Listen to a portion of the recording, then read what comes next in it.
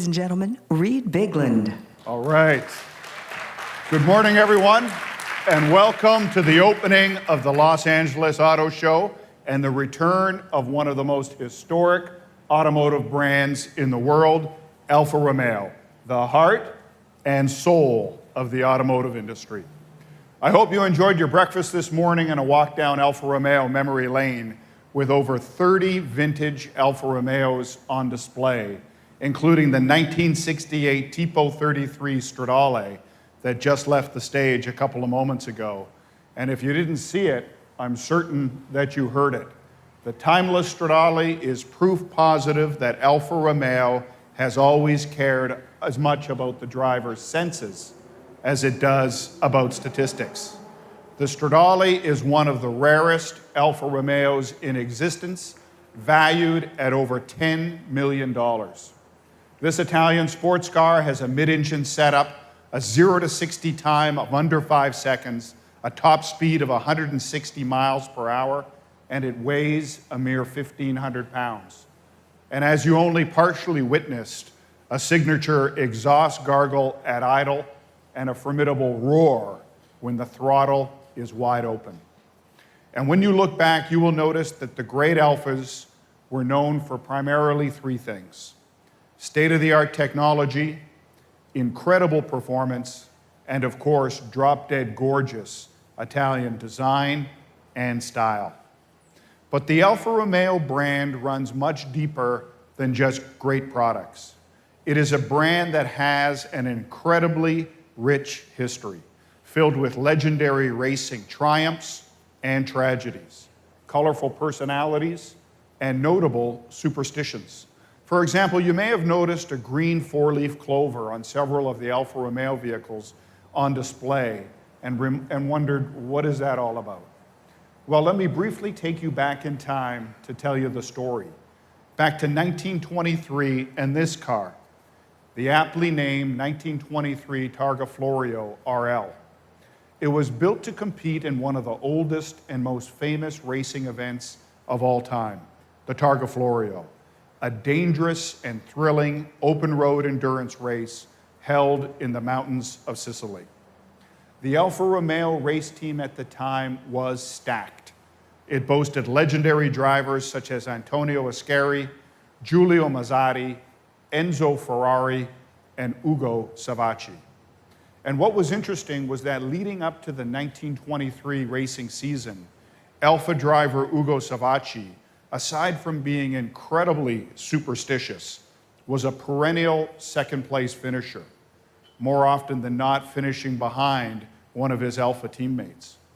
So going into the Targa Florio race in 1923, in an effort to banish his bad luck, the superstitious Savacci decided to paint a four-leaf clover on the side of his car for good luck.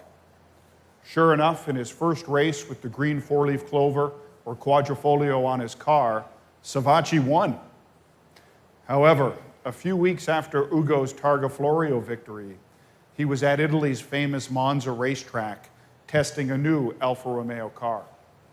But unfortunately, there was no time to paint his lucky clover on the car before hitting the track. And tragically, he crashed and lost his life, and a legend was born. You see, the four-leaf clover on Ugo's car was encased in a square box, while all future clovers were encased in a triangle, with the missing point symbolizing the loss of Ugo. And from that day forward, the four-leaf clover became the symbol of all Alfa Romeo race cars, and later the mark of Alfa Romeo's performance street vehicles, as a performance indicator and, of course, as a symbol of good luck. So with a little luck on its side and a fearsome stable of cars, Alfa Romeo began to dominate racing, amassing a racing resume that became the envy of the motorsports world. That included 5 world championships, 17 European championships, 4 24 hours of Le Mans, and many, many more. But Alfa Romeo didn't achieve racing success by simply dropping powerful engines under a striped hood. The art of speed, as perfected by Alfa Romeo, is the art of balance, of power versus weight. Through the years, Alfa Romeo developed many engineering and design innovations that resulted in lightweight but durable chassis systems for their race cars. And those innovations were shared with street cars that were not only fast, but agile, responsive, and perfectly balanced. And a great example of this is the vehicles that have marked Alfa Romeo's return to the North American marketplace, the Alfa Romeo 4C Coupe and 4C Spider. These vehicles boast an advanced technological setup consisting of a carbon fiber chassis, aluminum subframes, and mid-engine layout, resulting in a vehicle weighing under 2,500 pounds and a 0 to 60 time of just 4.1 seconds. Built in our Maserati workshop in Modena, Italy, the 4C is a purely Italian creation, which is clearly evident from its stunning proportions. Which brings me to today, and our newest vehicle that marks Alfa Romeo's return to the heart of the premium performance segment and brings the best of Alfa Romeo's past and present into the future. Ladies and gentlemen, for the first time in North America, the all-new Alfa Romeo Giulia. If emotion made a car, pain would make it stronger. Loss would feed its need to win. Tears would fuel it. Passion would be its motor. If emotion made a car, the money would be a fleeting thought. Its color would be one of desire. Its sound would roar with ambition, but purr like a feral cat. If emotion made a car, lust would trigger its ignition. Envy would be reserved for passengers, while pride drives, leaving a trail of sin in its emotional wake. If emotion made a car, it would name her Julia, and she'd steal your heart.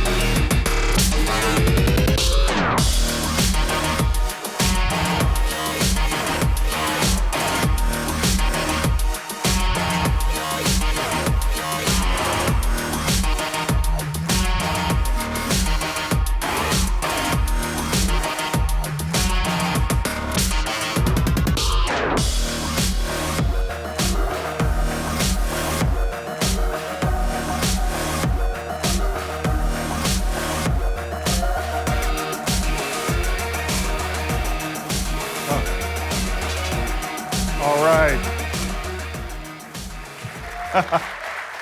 Yeah.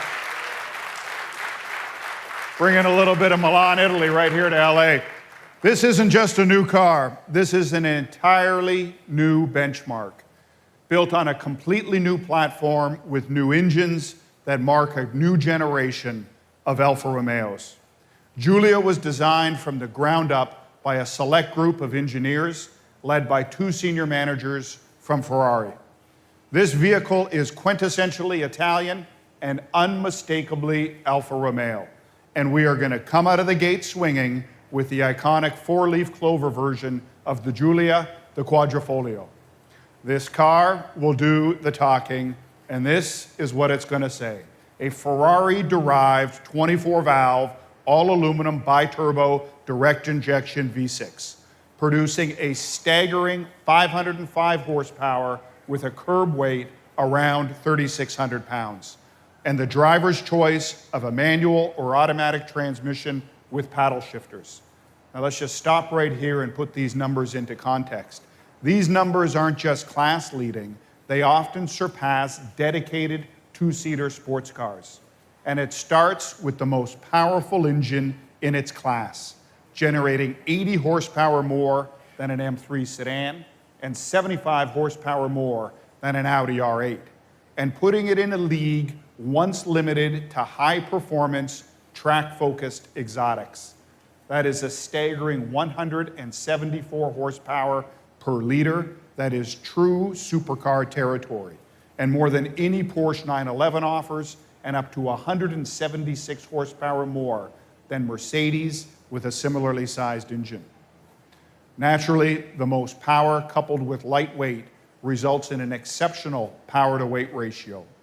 But all of these figures only matter if you can put the power to the ground, which the Giulia does, with a class-leading 0 to 60 time of 3.8 seconds and a top speed of 191 miles per hour. But we didn't just leverage the Ferrari engineers for straight-line performance. We also wanted to create a sedan that performed like a two-seater sports car on the track.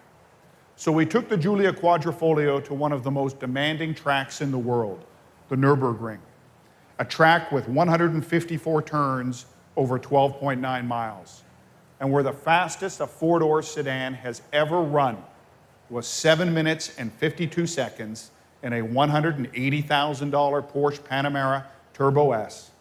I'm pleased to tell you that the all-new Giulia Quadrifoglio clocked in at an outrageous 7 minutes and 39 seconds, making it the fastest four-door production vehicle ever around the Nürburgring. And not just by a tenth of a second, but by a full 13 seconds faster than the next four-door vehicle, and ahead of the likes of Lamborghini, McLaren, and the 911 GT3. Simply put, the all-new Giulia is the fastest, quickest, and most technologically advanced premium sedan in the world. But just like all the great Alfas, this vehicle will offer much more than just impressive statistics. Carbon fiber, magnesium, and aluminum are used extensively to reduce weight and deliver a near 50-50 weight distribution. Carbon fiber is used in the hood, drive shaft, roof, and front seat frames, and aluminum in the engine, suspension, doors, fenders, and brake calipers. Other advancements include torque vectoring that optimizes power distribution to the wheels, improving traction and control on all types of road surfaces. A carbon fiber active front aero splitter that dynamically balances and adjusts overall downforce of up to 220 pounds for added lateral grip in corners while retracting on straightaways to minimize air resistance. Active dampening suspension with a patented double wishbone front and Alfa Link rear. And Alfa DNA Pro that includes dynamic, natural, advanced efficiency, and race modes. And of course, Alfa Romeo has always been a great style icon, and the Giulia is no exception. It has been designed to saturate your senses, reaching into the past for inspiration, but always looking forward. On the interior, you'll be treated to genuine carbon fiber accents, a Formula One inspired steering wheel, high-performance seats, hand-stitched Italian leather, and an industry-first hidden 8.8-inch widescreen infotainment system. And while I'm only showing you the cloverleaf model today, I can assure you that every single trim level of the all-new Giulia will have peerless performance, with class-leading power-to-weight ratios, 0 to 60 times that are faster than the competition, and class-leading fuel economy. In fact, the Giulia will start with an impressive 276 horsepower, delivering 0 to 60 in under 5.5 seconds. This is a car that defines what Alfa Romeo is all about: leading performance and technology wrapped up in a distinctive Italian design that puts the focus on an all-encompassing driving experience. At Alfa Romeo, we want people to once again become passionate about their cars, to enjoy the driving experience, and to appreciate their car's design and style. And if you think about it, many people have become reluctantly accustomed to vehicles that are all the same. Lots of comfort, lots of gadgets, but zero emotions.